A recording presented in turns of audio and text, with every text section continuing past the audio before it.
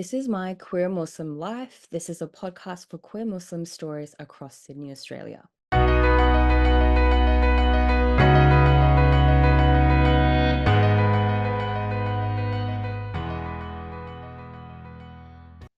I would like to begin by acknowledging the traditional owners and custodians of the land on which we meet today and pay my respects to the elders past and present, as well as emerging leaders.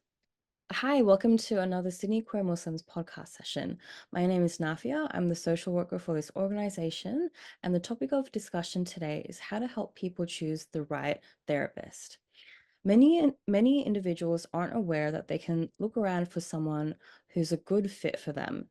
Today, joining us, we have Houda, our crisis counselor at SQM, who will enlighten us on the different mental health services that are available out there and how they can be beneficial. Hey, Nafia. Thanks so much for having me, and I'm excited to be able to contribute to the podcast and to the conversation. I'm with SQM as a counselor, Mhm. and before SQM, I did a bit of work with some other queer Muslim organizations. Oh, nice. I've been in the counseling and mental health space for, well, since 10 years now, so like a decade. Oh, That wow, sounds that's quite a makes while. me You've really got some old. experience. Um, I don't think I've ever reflected on the fact that it's been a decade, but there you go. Uh, so some of it has been counseling work, some of it has been mental health adjacent type of work, and whether it was mental health support, whether it was youth work, whether it was more kind of social work leaning, but with a mental health focus. Oh, okay. And, I remember the first kind of thing that I stepped into was Lifeline telephone crisis support. Um, Right, Lifeline. Yeah. That must have been that must have been an interesting experience. for sure, it really, I kind of hit the ground running with that experience. Oh, It felt a bit like being thrown into the deep end, but I learned a lot, and I'm really grateful for the mentors that I had in that space and the experiences and the work that I was able to do. yeah. And aside from that, I kind of have two major interests, working with marginalized communities and working with in an intersectional kind of framework. So Mhm. queer Muslims would be a great example of that. You have Yeah. two marginalized communities or individuals who come from two different marginalized communities, and there's an intersection between that creates conflict or added challenges and barriers to service access and utilization. Mhm. And the other is forensic psychology, which sounds like it's Ah, very different, but it kind of isn't, because often those marginalized communities that become involved with the justice system. So working within that space is really a passion of mine as well. why do you believe therapy, especially the right therapist, is important? I guess the question of why is therapy important or why is choosing the right therapist important is a pretty broad one. Mhm. Um, the first point on that of, why is therapy important? I think therapy has a lot to offer most people, if Mhm. not everyone, but for most people, it has something to offer. Yeah, definitely. Yeah, it's particularly important, I think, for individuals who are struggling with mental health or Mhm. who are experiencing challenges and difficulties that might be beyond what we as people might experience day to day, things Mhm. that are persistent, chronic, things Yeah. that they're not able to troubleshoot on their own. Mhm. Um, I think in those contexts, it's particularly important. Yeah. And, in the mental health field, we we speak about the worried well and the unwell, Uh, and the kind of distinction between uh, the worried well and the unwell is that you can have individuals who are generally functioning quite okay and they're leading fairly successful and stable lives, but there are some things, undercurrents of tension or challenges or struggles mhm. that make it just a bit more challenging to go about day to day. And then you have people who are in crisis, whether it's a situational crisis, an internal crisis, whether they are experiencing a dramatic deterioration in their mental health or some Mhm. kind of traumatic or disastrous circumstance, Yeah. whether it be homelessness or it might be loss of a loved one, like a great deal of grief, Hmm. whether by, death or by disownment, like we, within the queer community, that a lot of families might disown their family members if they Yeah. are outed or if they come out or if they come to know of their sexuality or gender identity. Hmm. So I guess there's so many different things that therapy can offer, and it can offer so much for both groups. But yeah, usually a person goes to therapy because there's something that's disrupting their life. So, Huda, from your experience as a counselor, what kind of goals can people expect from therapy? Yeah, that's a really good question, Nafia. Um, it can be hard to engage with a service when you're not sure what you're expecting to get out of it. Yeah. I want to maybe take like a quick step back before I answer that and make a distinction about, when we speak about therapists and we speak about therapy, Hmm. these are quite ambiguous terms, and a therapist can refer to anything from a counselor to a psychologist to a Yeah. physiotherapist to Yeah. a For life sure. Yeah. coach. Yeah. Yeah. So the goals will depend on what your needs are and who you're engaging with. Yeah. When I think about psychology and mental health, I like to break it down when I'm speaking with clients to, psychology is concerned with your thoughts, behaviors, emotions, like Hmm. quite broadly. Yeah. And so it will, or your therapist, whether it's a counselor or a psychologist or some other kind of mental health professional, Hmm. usually will help you navigate how to better engage with, Yeah. manage, or um, what would the word be? So engage with, manage, or improve your thoughts, behaviors, and emotions. And Yeah. so some of the things that people often will want to work on in therapy is around mood. So if there are issues with feeling really low or feeling quite angry or like some emotional problems that are presenting, then Hmm. that can be one area that work can be done in. The others is around behavior and cognition. And I think that's probably the bigger chunk of what people are wanting to get out of it. The emotions are really important and they play in, but usually when people come in, they're like, I have a behavior I don't like. And there are ways, there are evidence-based ways, researched ways that we can change our behavior, that we can address unhelpful thoughts, that we can address dysfunctional beliefs and help challenge and change those, but Hmm. also learning skills to manage a lot of the issues that you might be facing, whether that's with family or broader community or with identity, Hmm. skills to navigate, deal like interpersonal skills and skills to navigate um, day-to-day living. So yeah, it's not only about making changes within yourself, it's also about learning and developing skills that can help you navigate the world and navigate and understand your place in it. And those can be anything from cognitive skills to behavioral skills. And having that therapist there or having that counselor there to help talk through and troubleshoot some of those things Hmm. is really important, I think, and a really important part of what therapy has to offer and how it can help you achieve goals in a way that's different than trying to figure them out by yourself. Wow, that was a really good and detailed answer. And it sounds like therapy, the goal of therapy is to really better your life. And that's a really wonderful thing that mental health practitioners can provide. So, as you've mentioned, there are different types of therapists. Mhm. Um, so counselors, psychologists, psychiatrists, what would you say would be the difference between them, and how would someone choose who to see? Yeah, so I think this is a really, really important question, and it's one of those things that the average person might not be able to distinguish at all. Hmm. There's a number of different, um, I'd say one, two, three. So maybe like there's five categories of mental Hmm. health professionals, right? There is a broad kind of very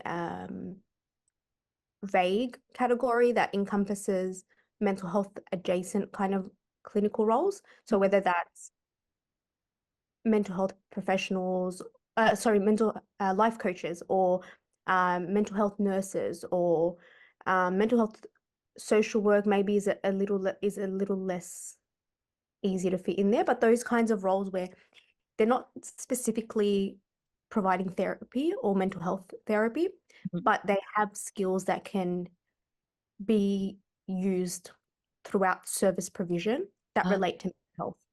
yeah. Okay, interesting.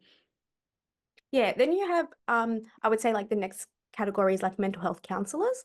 Mhm. And mental health counselors are um they are governed by the Australian Counselling Association, but they're not an APRA registered, so they're not a legally defined group of mental health professionals. There are some professional bodies. So if you're going to be seeing a counselor, you want to be asking some questions like, are they registered with the Australian Counselling Association? What's their experience? Because it isn't legally and like it's not regulated by by a government body. Yeah. And counselors provide general talk therapy, emotional support, and they can help with various life issues, whether it's relationships, stress, Mhm. family conflict, whatever it may be, they provide that general talk therapy. And so perhaps the next step up is you have psychologists, and there's different kinds of psychologists. And psychologists are regulated by that government body, AHPRA, the Australian Health Practitioner Regulation Agency. Yeah. And they're able to assess and diagnose mental health conditions. They're able to also provide behavioral and cognitive therapies. They're able to provide formal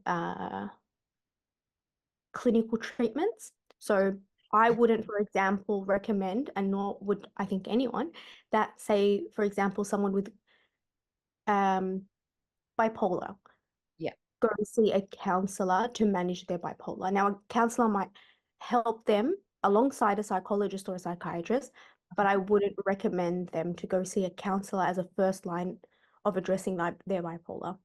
And so with even within psychologists, just to make it a lot more complicated than it already is, you have different kinds of psychologists. And they are defined by different, we call them areas of endorsement. So you have clinical psychologists, education, developmental ed and dev, education and developmental psychologists. You have organizational psychologists, you have forensic psychologists. So there's all these different kinds of areas of specialization. Oh, I didn't even know that actually. Interesting. Yeah. Um, yeah, the field is definitely quite broad. So it's a good thing that we're having a discussion on the different areas that individuals can look into. So what about a psychiatrist? A psychiatrist is a medical professional, Mhm. a doctor. Yeah. They've done a medical degree and they've specialized in psychiatry. So after they've done all their medical training, they've specialized in psychiatry. They're the only mental health professional who's able to prescribe medication. So the Uh, big distinguishing factor, I think, between a clinical psychologist, for example, and a psychiatrist mhm. is that medical and physiological kind of aspect of understanding. Yeah. Um, Although there are, there are psychiatrists who are really, really talented at doing behavioral intervention, Mhm. and but it's very rare to find a psychiatrist who will do ongoing therapy with you because one, it would be incredibly expensive, Yeah. um, and two, that I don't know that they quite receive all that training in the same way that psychologists do. And on the flip side, psychologists aren't able to, we don't receive any of the medical training, and we're not able to prescribe medication. I also do know that different mental health providers have different fees as well.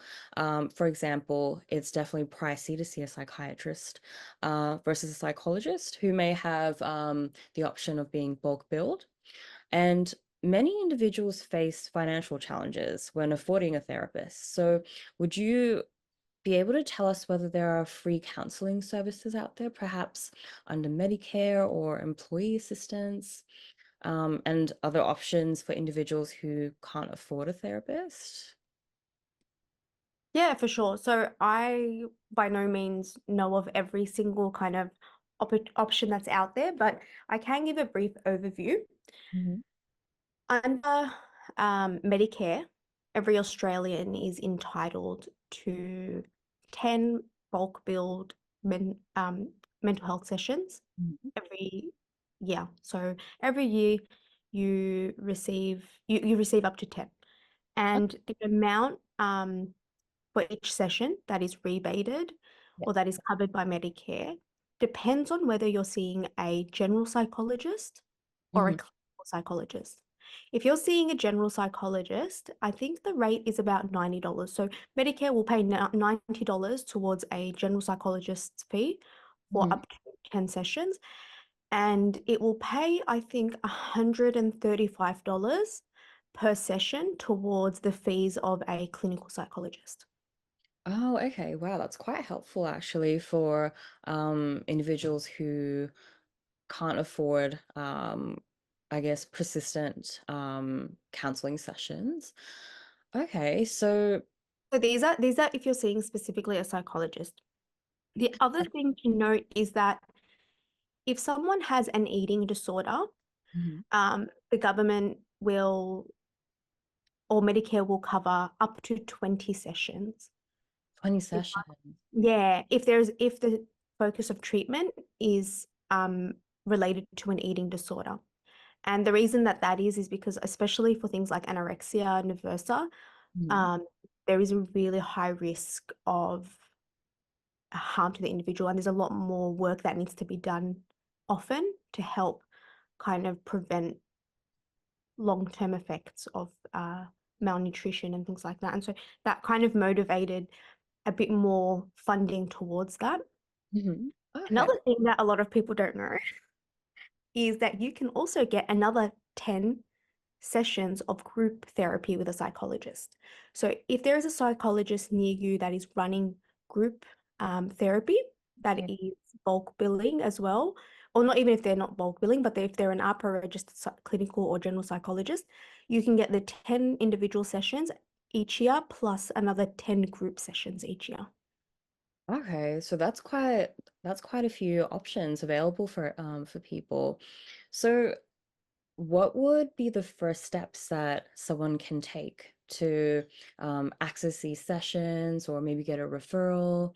How would the process go? So the process with all of these starts with you seeing your GP and getting a referral to a psychologist. So you might go about step one, researching which psychologists in your area might be best suited to your needs. Mhm. And usually psychologists will either have on their website or there is a registry online that allows you to look up psychologists in your area. Mhm. I can't remember the name off the top of my head, but I'm happy to provide it, and maybe you can pop it in the description of this episode. Yeah, sure. Yeah, and so you might identify a psychologist in your area. You might ring them up and see if they're taking on new clients. And Mhm. then if they are, you would go see your GP. And the GP would write you a referral. Mhm. And after you get that referral, you start your sessions and you attend your first 6 sessions, and then you have to go back to your GP if you want to claim the four uh, Um, remaining sessions. Yeah. So you go to your GP and they renew your referral. okay, so you would have to see your GP and they would sort out the mental health care plan, I believe it's called. Yeah, so it's called a mental health care plan that they would complete. It's basically like a quick assessment that the GP runs. Yeah. Usually they'll just ask you, why do you want to see a psychologist? You give them a reason and then they tick a bunch of boxes and send you on your way.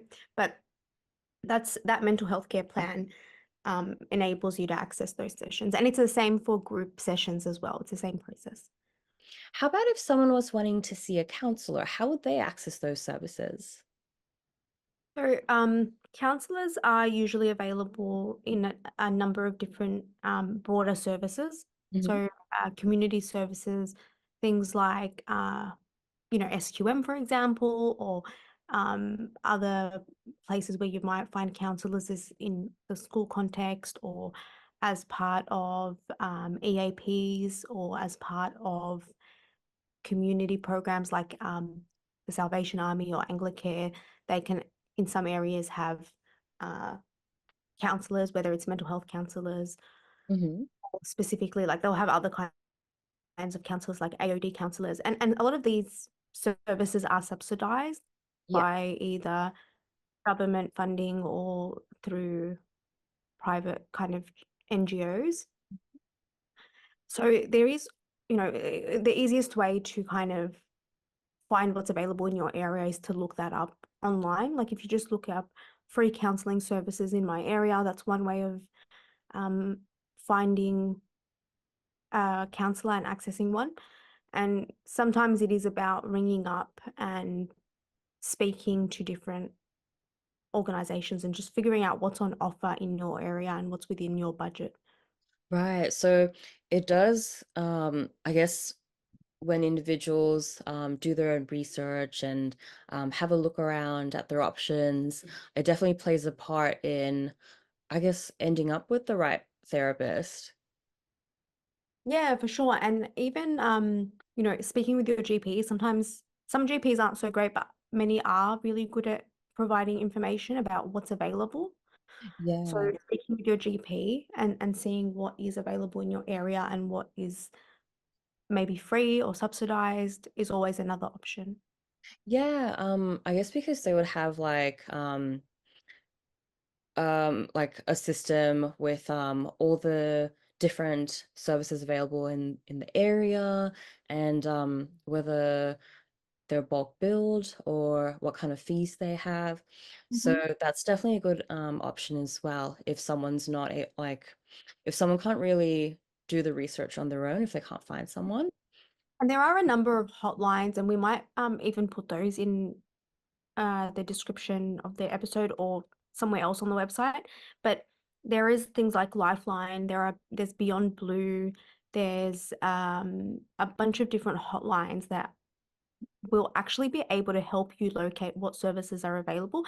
They don't always have the answers for everyone's area or everyone's main issue of concern, but they do have ways of looking these things up and they have directories. I know when I was working at Lifeline, we would be able to look up services for people, not just counseling, but family violence services, housing services, youth services, counseling services. We had systems and directories that allowed us to look that up. So, what are some of the important considerations to make while choosing a therapist, especially for queer Muslims?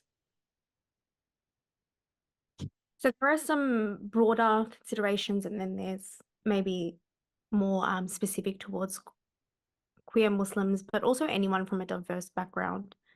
Hmm.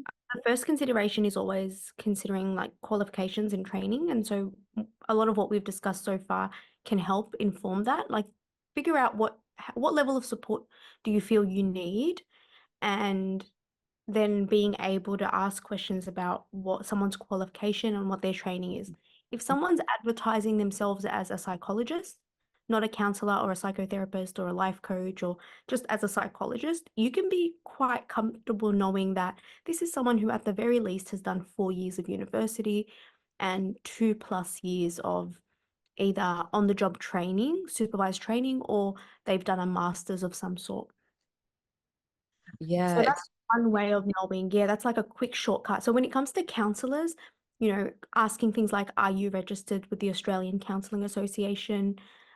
or if it's on their website. So that would be my first thing that I would say look into when considering who you're going to see.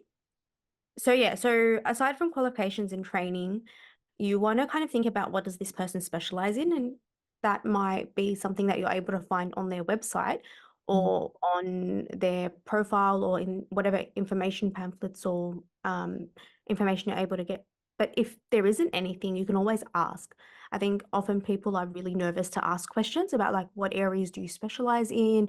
What is the main conditions or main issues that you help or support people with? These are all things that you are really well within your rights to kind of ask your counselor or your psychologist when you go to see them for the first session, or even over the phone when you're booking that first appointment. Mhm. Okay, that's a really good way for people to find out. Yeah, for sure. The other thing to consider is how do you feel about this person? I think we get nervous sometimes about being honest how we feel about like you go through the world, you don't actively judge people or you try not to, and you try to be quite open-minded, but therapy is a very unique space, and if you're not comfortable working with a specific gender, if you're not comfortable working with a specific age group, if someone just doesn't you don't quite like the vibe of them, right, keep an open mind, but also if you feel like this is going to be a genuine barrier for you, it might be best to kind of skip that particular counselor or therapist and look for someone who you feel kind of comfortable with. One of my friends picked her psychologist based on the color of her hair. She had on her website a picture with bright red hair. And she said, as soon as I saw that, I was like, you are as weird and quirky as I am. You're walking around with like bright neon red hair.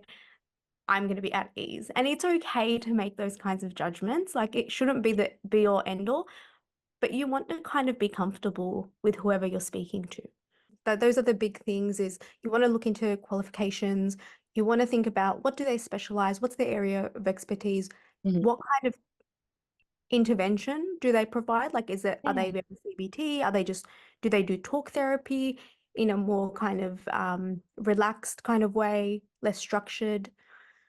Or are they quite structured and do they do a lot of worksheets? So these are all things you can ask and like you can have an idea of what you want Mhm. and have a conversation with the person. Yeah, for sure. And that'll definitely help individuals um, feel most at ease when attending the sessions. For sure. And then there's other considerations, of course, that are quite unique to being from minority or a marginalized community. And there are considerations that are quite unique for queer Muslims in particular. Yeah, definitely. Yeah, I think that it can be hard and it can be challenging to vet for this. Like it's not as easy as vetting or checking qualifications, but you can always start by asking about how much experience Mm. a counselor or a therapist has. If they've worked with a particular population, Yeah. that's always a good sign. Yes. That's some more experience than someone who hasn't, of course. The other thing is kind of trusting your gut. I think we're taught often to not trust our gut. And if you're in a session with a therapist, or if it's your first session and trying to figure out if they're the right fit for you, and they say something that you don't feel comfortable with, that you feel like this person doesn't quite understand my quite complex background, Mhm. then it's okay to trust your gut and trust your intuition and maybe even say, hey, I don't feel comfortable with that, what you've just said, whatever it might be. I don't feel quite comfortable. Could you explain what you meant by it? Or if you don't want to hear an explanation, it's fine to also say, I don't feel quite comfortable. I think maybe you're not the right counselor for me, or I don't think this is a right fit for me. And usually, a good, competent counselor or therapist Mhm. will recognize the limits of their competency and refer you on to the best of their ability. You would hope, but it doesn't always happen. And sometimes counselors and therapists don't know what they don't know. And I Yeah. know I've definitely been in that situation Yeah. where I've realized, but yeah. Yeah, and I think it's easy for people to feel intimidated or feel like they're not able to shop around, but you so can shop around, whether it's for a counselor or a psychologist or whatever mental health professional you're seeing.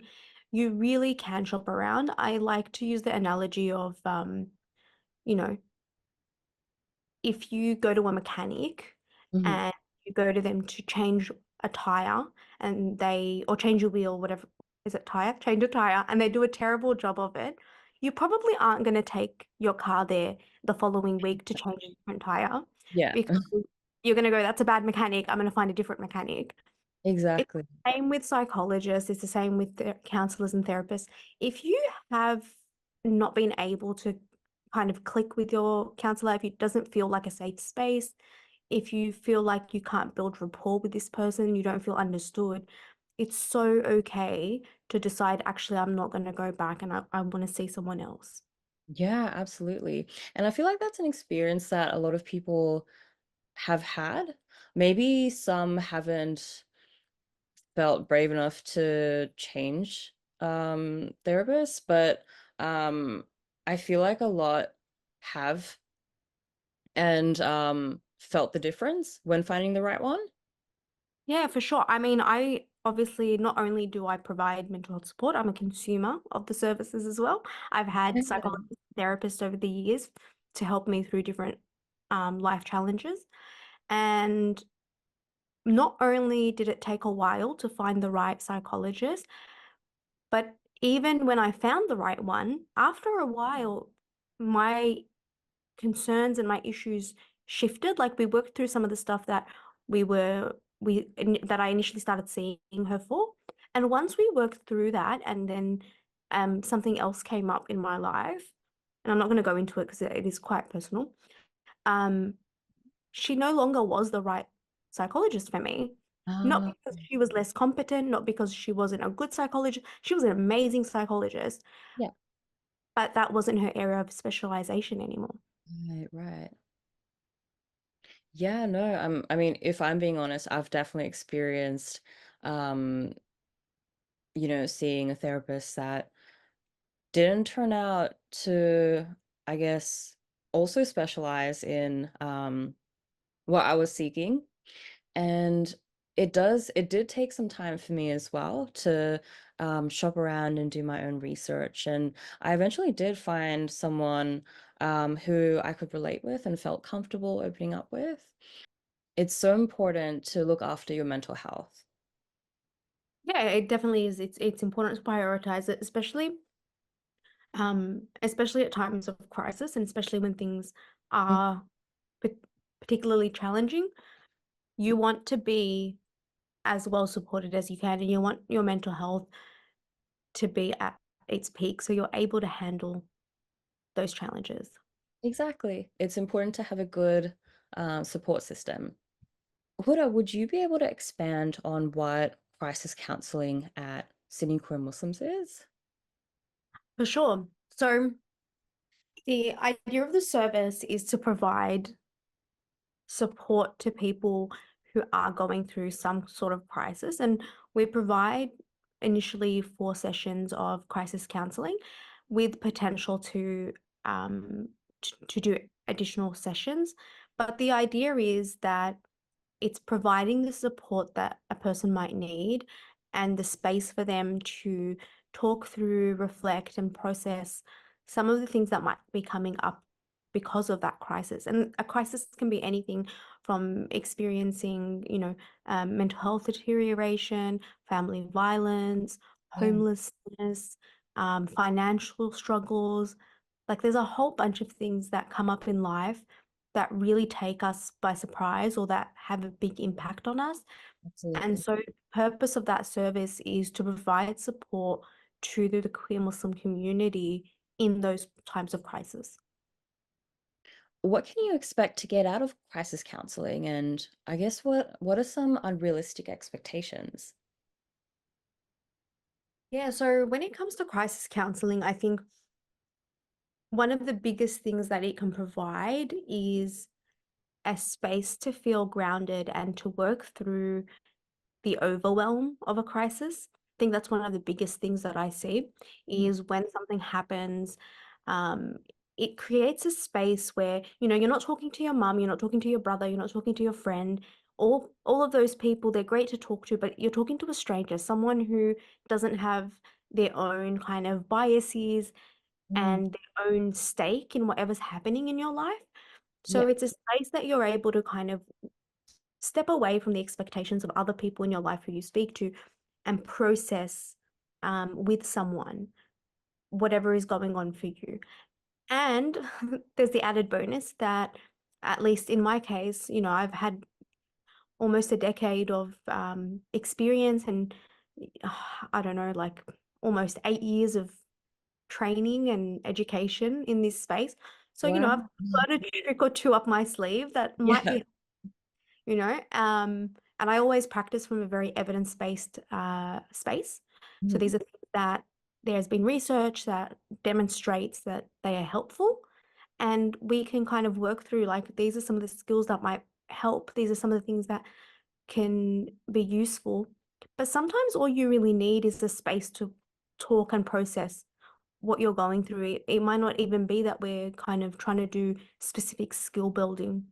Because it is crisis counseling, you can't expect to have the problem solved. And I think sometimes people will say to me, my friends and family who know that I'm in the mental health field, that I'm training as a clinical psychologist or that I'm a counselor, and they'll say to me, I went and I saw a counselor or I saw a psychologist, and I just wanted some advice and they weren't able to give me any useful advice. I And I see. always say, mental health professionals, we're not going to give people advice because it's not about me telling you what to do. It's not about me telling you how to live your life. It's about me providing the space for you to work through those problems the way that you want to, and me providing the skills that I have and that the evidence has suggests are helpful for you to do that in a more efficient and more helpful way. Yeah. So, Yeah, so that's one of the biggest kind of, or most common unrealistic expectation that comes up. yeah. Um, but S- yeah, I think crisis counseling really is about grounding the individual and providing that space.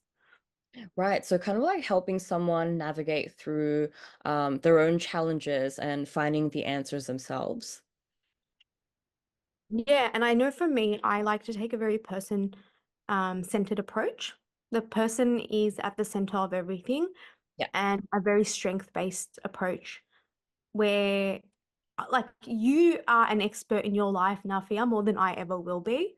And Exactly. so when I'm working with clients, I'm assuming that they're an expert. They're an expert in their life. They're an expert in their lived experience. Yeah. And there's nothing I could possibly do to have that level of insight that they do into themselves. All I can do is provide opportunities for you to reflect on things in a different way, maybe, or to hear things in a different way. Right, right. And that definitely helps, I guess, an individual feel like they've fulfilled what they were seeking from the counseling sessions when they come to conclusions on their own and they're able to, um, I guess, fix their own challenges and grow as a person. What are some of the things that you do to help empower clients?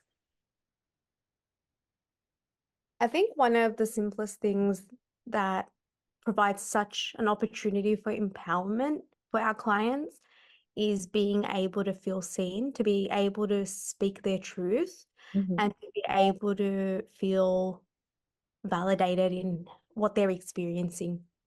For I sure. think that there's a lot of moralizing in the Muslim community of different people's experiences, and it's not my place to tell someone what to believe and what not to believe. And I never challenge, sometimes clients can be quite nervous that they think, okay, well, if this is a queer affirming space, Mhm. my Islamic beliefs are going to be challenged. Or if this is a Islamic service, then my identity and my truth and my experience is going to be challenged. And that's not my role as a counselor. It's not my role as a mental health clinician to challenge someone's beliefs and worldviews from a religious or identity-based perspective, Mhm. because that isn't, it's just not my space. And so to be able to have a space to talk to someone who isn't engaging with that in a way that is, trying to challenge or fix or change Mm. can be really empowering. It allows you to really process your experience without having to go on the defensive about either part of your identity. Thank you so much, Huda, for sharing your experiences and thoughts today. It was very insightful and enlightening on the mental health services that are available out there. And thank you for those who are listening to our podcast. I hope it gave you some perspective on the different mental health services and how you can find the right one for yourself. If you need any help, you can call Lifeline or Sydney Queer Muslims. You can reach us on help@sydneyqueermuslims.org.au. And if you're in a crisis situation, you can reach us on counselling@sydneyqueermuslims.org.au.